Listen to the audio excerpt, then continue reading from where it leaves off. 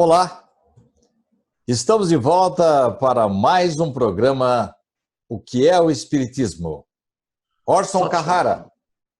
Satisfação imensa com essa possibilidade de estar com vocês todos. Nós temos aí um livro extraordinário de Humberto de Campos, denominado Brasil, Coração do Mundo, Pátria do Evangelho.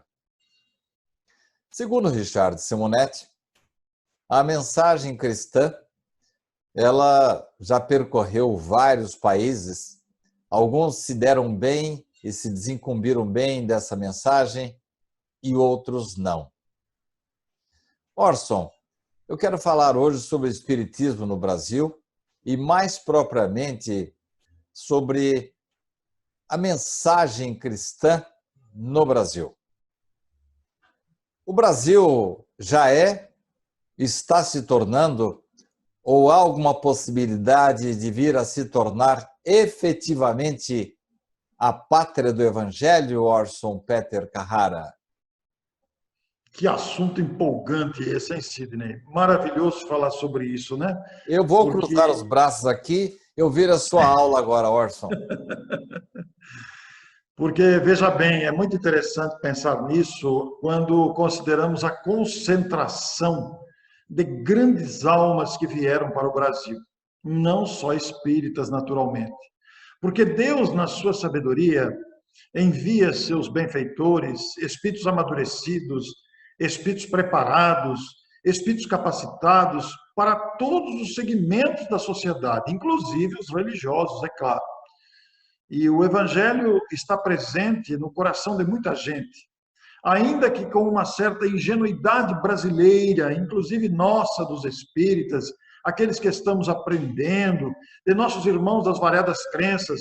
Mas, Sidney, considere, para o Brasil vieram Irmã Dulce, para o Brasil vieram Chico Xavier, para o Brasil vieram outros tantos vultos expressivos da mediunidade, não apenas espírita. Para o Brasil vieram grandes vultos da cultura evangélica, e daqui tem irradiado seu papel, sua grandeza moral, seus exemplos para outras pátrias, que também tiveram e têm seus nomes expressivos em todos os segmentos. Nós somos um povo jovem, nós somos um país jovem, e estamos amadurecendo nas experiências. Estamos caminhando na proposta apresentada pelo título do livro, Brasil, Coração do Mundo, Pátria do Evangelho, esse país que é um continente capaz de abastecer o mundo com os alimentos materiais, capaz de abastecer o mundo com a criatividade da inteligência do brasileiro, capaz de abastecer o mundo com a sua alegria, com a sua espontaneidade, um povo alegre, que enfrenta a diversidade, sim, porque a diversidade é própria da nossa condição humana, mas um país onde a fé prevalece, onde a fé se faz presente, um país que não é diferente dos outros. Os outros países são também moradas de espíritos, filhos de Deus, nossos irmãos. Mas a dimensão continental do Brasil, a diversidade cultural e racial aqui presente, demonstra essa construção em andamento de amadurecimento dos seus habitantes. Penso que as experiências aqui acumuladas, principalmente através de Chico Xavier, de Divaldo Franco, de Irmã Dulce, de Dom Evaristo Arnes, de Zilda Arnes, mostram a grandeza do compromisso do país com as boas obras, as obras do Cristo. E se voltarmos na história, essa é a história recente, mas se voltarmos na história, veremos a prevalência do ideal cristão. Agora, alguém diria, mas você é capaz de falar isso com toda esta onda de corrupção, com toda esta onda de violência que assola o país, com esse despreparo social, com essa ausência de cidadania? Seria a minha pergunta a seguir. Então, como é que alguém pode se arvorar a dizer que este país tem preparado uma missão diante de tanta coisa que às vezes nos decepciona. Mas tudo isso, Sidney, são aprendizados de amadurecimento. Todavia, como nação, da mesma forma que outras nações falharam nos seus compromissos, nós também podemos falhar. Orson, no rol daqueles espíritos que vieram para subsidiar, para dar respaldo, apoio logístico à proposta do Coração do Mundo, poderíamos arrolar Caiba Schutel, Eurípides Barçanufo e Bezerra de Menezes? Poderíamos perfeitamente. Esse trio de espíritos, esse grupo de espíritos, eu não citei para não ficarmos apenas citando os espíritas. Mas eu depois quero falar também dos irmãos católicos evangélicos, mas é a subpergunta em seguida. Pois é, porque nosso Caiba Schutel se tornou o bandeirante do espiritismo, o pai dos pobres de Matão, o espírita número 1 do Brasil, conforme seus biógrafos, e o apóstolo de Matão. A atuação de Caiba Schutel extrapolou as fronteiras brasileiras. E ele fez com que a mensagem espírita chegasse a muitos países. Ele é o pioneiro da divulgação espírita internacional, pioneiro da divulgação espírita pelo rádio. E o que não dizer da influência maravilhosa de Bezerra de Menezes, como político, como cidadão, como médico, o chamado pai dos pobres de Matão. Isso já, aliás, o pai dos pobres, isso já demonstra a grandiosidade do compromisso. Médico dos pobres. O médico dos pobres, perdão, faltou a expressão, não liguei, confundi com Caibar. E ainda lembrar do grande Eurípides Barçanufo, em Sacramento, com o Colégio Allan Kardec, com a sua mediunidade esplendorosa, com os exemplos de educação que deixou. São 3 vultos importantes. E se trouxermos o assunto para a mediunidade, nós não podemos esquecer de Ivone do Amaral Pereira, este exemplo incomparável de mediunidade séria, de comprometimento com o bem. E se sairmos do Brasil, ainda podemos buscar Amália Domingos Soler, entre tantos exemplos marcantes que aí estão. Mas acrescente seus comentários. Quando perguntei para Richard Simonetti, um pouco tempo antes de ele ficar doente, falei, Richard, o Brasil é o país mais católico do mundo, é o país mais espírita do mundo, é o país mais evangélico do mundo também. Brasil, coração do mundo, pátria do evangelho. Você acha que esse intuito, esse objetivo, que ele sempre colocava isso como algo a ser alcançado ainda, Sim. Isso contará apenas com os espíritas? Ao que ele me respondeu. Aliás, eu fui bem específico na pergunta. Você não acha, Richard, que esse movimento grandioso evangélico no Brasil, tirando algumas distorções, mas no seu conteúdo, são criaturas honestas, sérias, de boa fé, que querem o bem e ajudam muitas pessoas?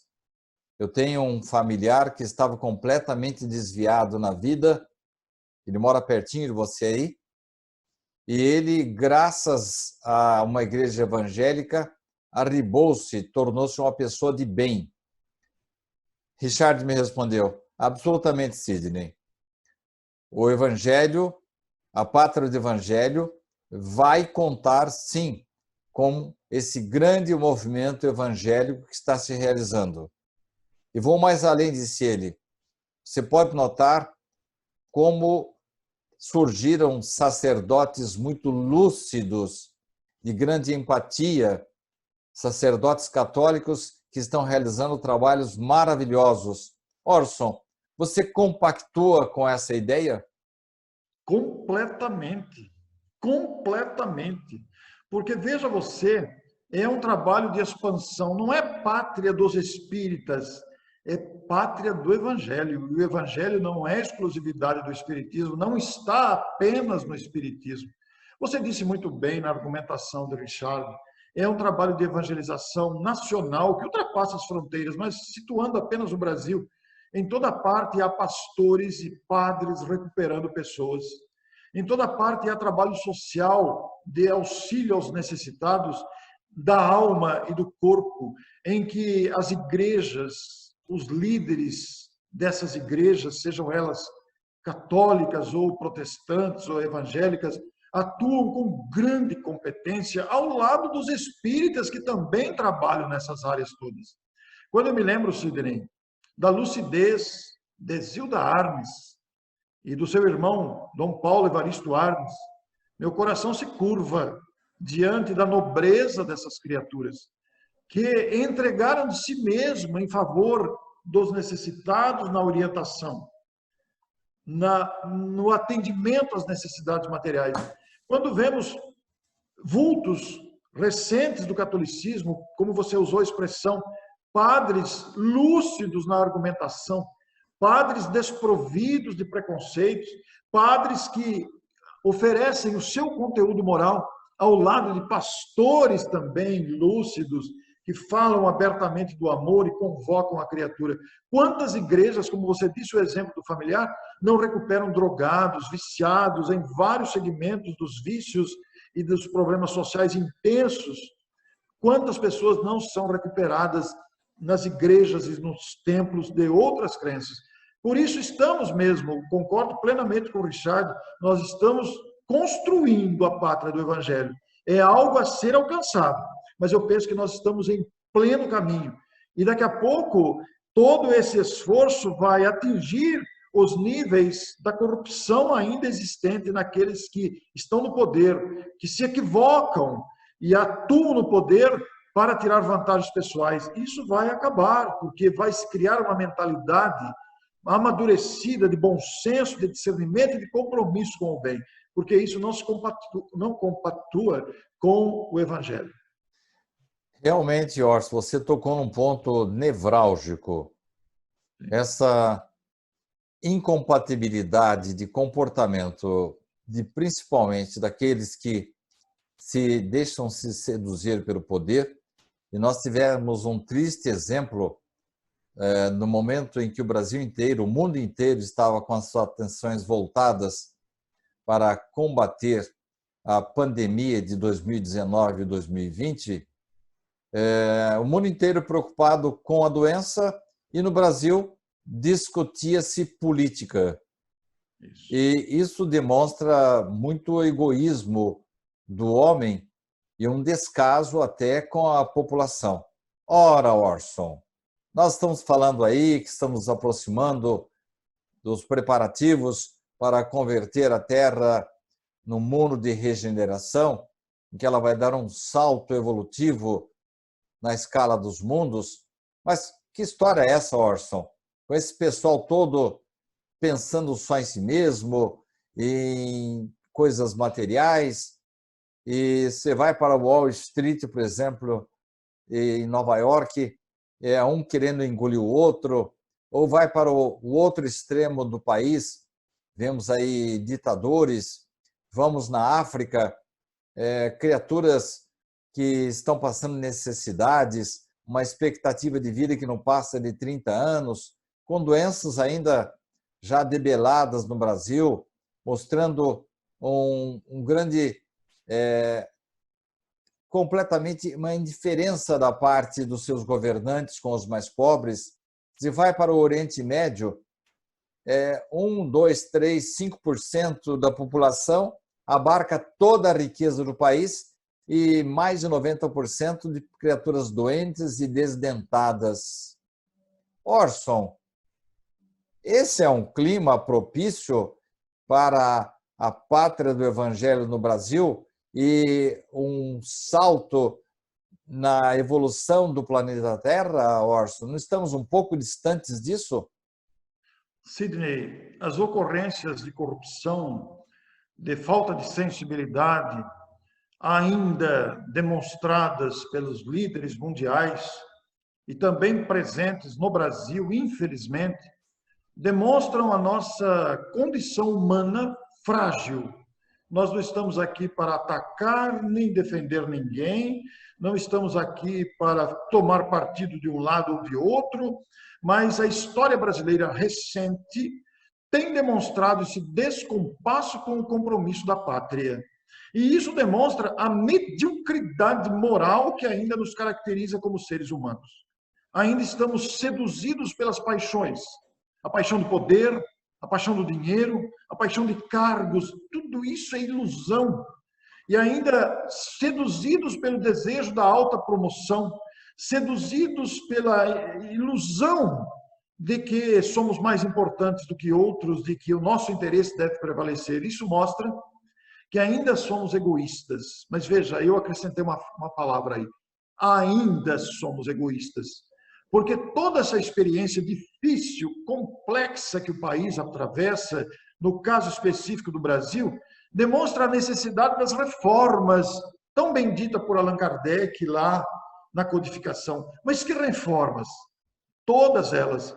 A reforma educacional, a reforma de nossas leis que permitem esses absurdos que nós vemos em andamento, a reforma dos hábitos, dos costumes, a reforma da legislação, a reforma tributária, a reforma judicial, todo um complexo de reformas que somente essas ocorrências desagradáveis vão desencadear. Porque a ocorrência desagradável, a injustiça que se faz, o abuso de todos os gêneros que aí está, vão demonstrando gradativamente ao coração humano que este não é o melhor caminho, que este caminho só traz prejuízos, é incompatível com a fundação, com a ocorrência do reino de Deus trazida por Jesus. Mas, Sidney, é através dessas ocorrências difíceis e complexas, caracterizada pelo egoísmo, pela vaidade, pela arrogância, pela prepotência, como você disse, numa época em que o Brasil enfrentou e o mundo enfrentou uma pandemia, é uma falta de sensibilidade, disputas políticas. O que não pensar do absurdo do fundo partidário? O que não pensar de todas essas questões que assolam o país? Mas isso vai sofrer mudanças gradativas, porque vai amadurecer a consciência humana, a consciência brasileira, para percebermos o que devemos e o que não devemos fazer. Porque não se trata da figura que está na presidência, ou do deputado tal, do político tal. É a condição humana ainda, Sidney. É a condição medíocre da moralidade humana que todos nos situamos. Orson, no capítulo 18º do livro A Gênese, Allan Kardec faz uma metáfora interessante, mas, não obstante ela ter sido enunciada no século XIX, e entendo que, provavelmente, eu quero saber a sua opinião, ela está começando a acontecer agora no século XXI. Diz Allan Kardec que quando você tem um batalhão de soldados em que uma grande maioria é indisciplinada e não está cumprindo com seus deveres, que se você gradativamente for substituindo 10 por 10, 20, 30, daqui a pouco teremos a maioria de soldados disciplinados, ordeiros e dispostos a seguir as regras estabelecidas. A minha pergunta é a seguinte, Orson. Essa metáfora, ela precisará ser aplicada ou já está acontecendo com o planeta Terra? Porque nesse cenário dantesco que eu e você traçamos, não há clima para uma ascensão do planeta Terra. E eu tenho a impressão de que os mesmos obstáculos para a implantação do coração do mundo aqui no Brasil, nós esbarramos nos mesmos problemas para que a Terra galgue um novo degrau, para que se torne, enfim, daqui a algumas décadas, em mundo de regeneração. Orson, o expurgo anunciado metaforicamente e depois diretamente mesmo por Allan Kardec, já se iniciou? Já se iniciou e já está ocorrendo gradativamente. É um processo aparentemente imperceptível, mas já está em pleno andamento. Porque ao lado dos abusos de toda ordem, nós vemos já a formação de uma nova consciência. Nós estamos já despertando para essas necessidades. Porque hoje a legislação que conduz a maioria dos projetos, a maioria das questões nacionais, elas são caracterizadas pelo egoísmo, pelo privilégio das classes mais abastadas, permitindo brechas que ocasionam todo esse descaso com as várias questões sociais. Mas nós já vivemos uma plena época de substituição deste exército, dos integrantes do exército, porque ao lado de costumes bárbaros, de costumes perversos, nós já vemos jovens que aí estão trazendo as modificações necessárias, porque é isso que vai trazer, é a nova geração de espíritos mais esclarecidos, de espíritos comprometidos com o bem, que estão fazendo essas modificações. Isso já está em pleno andamento. Basta observar a vivacidade das novas gerações e os novos hábitos que estão sendo gradativamente incorporados. Chico Xavier, uma certa ocasião, teria dito que Emmanuel, a partir do ano 2000, estaria já entre nós de volta. Depois vieram mais detalhes, falaram que talvez ele tivesse reencarnado no estado de São Paulo. E depois Richard, puxando a brasinha para o nosso lado, falou que ele teria reencarnado no ano 2000 em Bauru. Bom, diante desses fatos eu não tive dúvida. Era o meu neto que havia reencarnado como Emmanuel. Brincadeira. Claro. Estive na região de Itapeva e se eu não me reencontrei com Emmanuel já reencarnado, talvez seja um espírito que veio, já está aqui para ombrear-se a essa nova leva de espíritos que está começando a reencarnar no planeta Terra. Um jovenzinho que nesse momento está fazendo o seu aperfeiçoamento de estudos em Portugal, mas, Orson, um menino com ideias maravilhosas, com uma facilidade de verbo e um sentimento, assim, uma empatia. Eu fiquei encantado com esse rapaz. Falei, está aqui provavelmente Emmanuel. As datas não batiam. Mas, se não for Emmanuel, deve fazer parte da equipe de Emmanuel. Isso. Estou delirando, Orson? Não, porque realmente a afirmação de Chico, e Divaldo falou recentemente, que nada que saiu da boca do Chico é em verdade, nada que saiu da boca do Chico é tolice ou algo ilusório, que nós vamos compreendendo gradativamente conforme o tempo passa, né? E tem muita lógica, mesmo que o Chico não dissesse, tem muita lógica que o querido Emmanuel reencarnasse para continuar as suas tarefas, até porque ele tem um compromisso muito grande com o Evangelho e muito natural que reencarnasse no Brasil. E realmente nós temos a oportunidade de verificar jovens que aí estão com pouca idade e demonstrando muita maturidade, muito conteúdo, né? Então, você não está delirando, não. Talvez delire do seu neto ser o próprio Emmanuel reencarnado. Aí sim é uma brincadeira, né? É brincadeira. Porque esses espíritos já estão entre nós.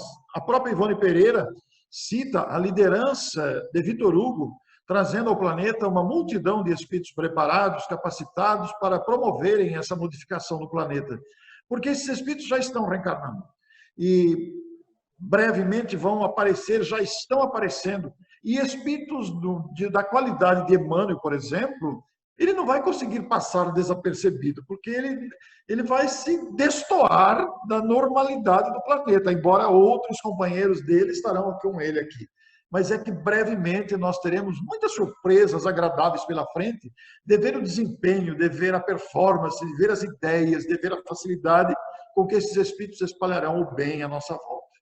Você falou no programa anterior que um dos pontos assim importantes que antecederam a conversão, as grandes transformações e a grande obra de Caiba Schutel foram sonhos. Sim. Eu, particularmente, tenho tido recentemente sonhos assim muito agradáveis que eu não consigo definir, que eu não consigo encontrar ponto de correlação. Ainda ontem, pela terceira vez, sonhei com Richard Simonetti. Esta noite, novamente, com aspectos luminosos assim, que eu não consigo nem identificar. Será, Orson, que a espiritualidade está realmente fazendo um cerco de luzes para, abre aspas, abrasar a Terra? Sidney, todos nós que estamos reencarnados, apesar das nossas fragilidades, carências, das nossas dificuldades e imperfeições morais, todos nós que buscamos, de alguma forma, fazer com que o nosso tempo, a nossa atividade seja voltada para o bem, para o nosso progresso, para auxiliar outras criaturas, fazem com que atraiamos a atenção e o carinho dos benfeitores. Não que aqueles que não estão nesse caminho também não atraiam, porque os benfeitores se interessam por todos aqueles que trabalham no bem. Mas o nosso Richard foi um exemplo de dedicação. A cultura doutrinária de Richard Simonetti, que deixou um legado incomparável, tem beneficiado muita gente, continuará por muito tempo. Vocês dois tiveram uma sintonia excelente, vocês dois trabalharam juntos durante muito tempo, e você continua praticamente esse trabalho do Richard Simonetti com os livros, com o empenho na divulgação, o trabalho de rádio e TV, você abraçou isso. Você, como eu, somos aposentados e nós abraçamos a tarefa da divulgação espírita, com dedicação, dentro de todas as limitações que nos caracterizam como pessoa, dentro de todas as limitações que nos são próprias, mas nós abraçamos as tarefas. Assim como está acontecendo conosco, acontece com todas as pessoas que sentem dentro de si um ardor pela melhora moral da humanidade, ainda que tragam dentro de si imperfeições variadas que nós conhecemos ou até desconhecemos. E isso está em todos os segmentos da sociedade e em todas as crenças. E, portanto, isso é um abrasar, porque o assunto ferve, o assunto está em pauta, o assunto está toda hora sendo travado, está sendo levado. Eu assisti um filme essa semana, Sidney, que se chama Corajosos. É um filme de feição evangélica, está no Netflix. Quero sugerir a vocês todos que estão nos ouvindo, que estão nos vendo. Este filme traz uma lição sobre a missão do pai na influência sobre o filho. E os diálogos são maravilhosos, especialmente quase ao final do filme. E demonstram esse abrasar das ideias que não está apenas na palavra de religiosos, de pessoas que se dedicam à causa cristã, mas também está nas artes, está na música, está no cinema, está no rádio, está na novela, apesar das nossas novelas ainda instigarem a maledicência, as intrigas, etc. Mas há boas vozes levantadas para difundir a moral de Jesus nesta nova fase que a humanidade está entrando. Então existe um esforço gigantesco para abraçar, sim, para alimentar, sim, esse ideal novo de fraternidade. Muito obrigado, Orson, pela sua participação. Eu é que agradeço. Foi uma honra muito grande. Continuemos. Afinal de contas, o que é o Espiritismo? Vamos continuar perguntando. E a você, muito obrigado pela sua companhia, por estar nos seguindo, estar nos prestigiando, estar compartilhando o nosso programa. Na semana que vem, estaremos de volta com mais um programa O que é o Espiritismo?